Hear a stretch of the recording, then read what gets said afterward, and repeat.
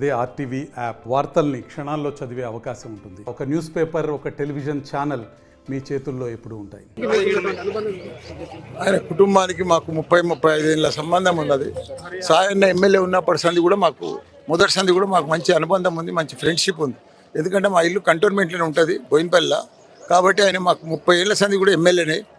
ఇప్పుడు కూడా ఆయన చనిపోయినాక మొన్న మన సీఎం కేసీఆర్ గారు కూడా లాస్ట్ సీట్ ఇచ్చినందుకు మేము కూడా అందరి తరఫున కూడా చెప్పినాం. ఆయనకు సీట్ వచ్చింది, మంచిగా గెలిచింది. చిన్న వయసులోనే 26 ఏళ్ళకే ఎమ్మెల్యే అయిపోయింది.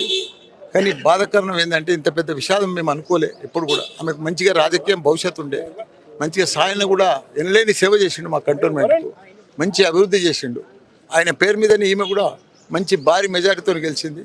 కానీ ఇప్పుడు చాలా బాధాకరణం, పెద్ద విషాదం. బీఆర్ఎస్ పార్టీకి చాలా తీరని లోటు. ఎప్పుడు మాట్లాడతారు చివరిసారిగా మీరు? ఎప్పుడు నేను మొన్న 19 తారీఖు నాడు వాళ్ళ ఫాదర్ది ఆ రోజు వచ్చిన